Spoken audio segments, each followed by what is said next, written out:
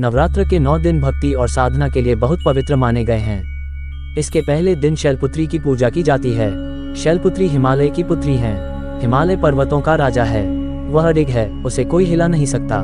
जब हम भक्ति का रास्ता चुनते हैं तो हमारे मन में भी भगवान के लिए इसी तरह का अडिग विश्वास होना चाहिए, तभी हम अपने लक्ष्य तक पहुंच सकते हैं। यही कारण है कि नवरात्र के पहले दिन शैलपुत्री की पूजा की जाती है। माँ शैलपुत्री सती के नाम से भी जानी जाती हैं। इनकी कहानी इस प्रकार है। एक बार प्रजापति दक्ष ने यज्ञ करवाने का फैसला किया। इसके लिए उन्होंने सभी देवी देवताओं को निमंत्रण भेज दिया, लेकिन भगवान शिव को नहीं। देवी सती भलीभांति जानती थी कि उनके पास निमंत्रण आएगा, लेकिन ऐसा नहीं हुआ। वो उस यज्ञ में जाने के लिए बेचैन थी, लेकिन भगवान शिव ने मना कर दिया।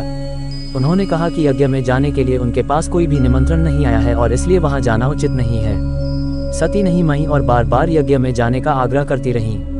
सती के ना मानने की वजह से शिव को उनकी बात माननी पड़ी और अनुमति दे दी।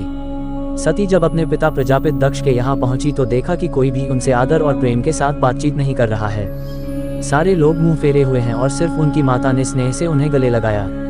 उनकी बाकी बहनें उनका उपहास उड़ा रही थीं और सती के पति भगवान शिव को भी तिरस्कृत कर रही थीं। स्वयं दक्ष ने भी अपमान करने का मौका ना छोड़ा।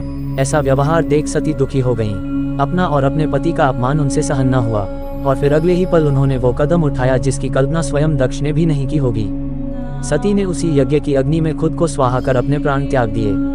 भगवान शिव को जैसे ही इसके बारे में पता चला तो वो दुखी हो गए। दुख और गुस्से की ज्वाला में जलते हुए शिव ने उस यज्ञ को ध्वस्त कर दिया।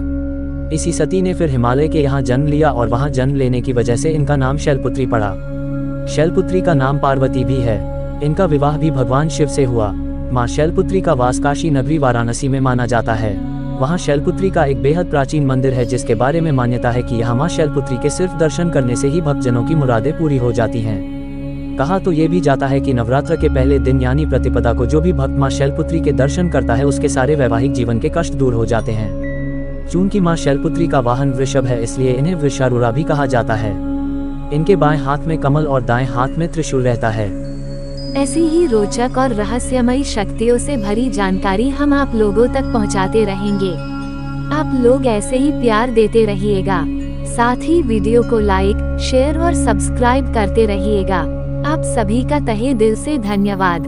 जल्दी ही अगले वीडियो में रूबरू होते हैं।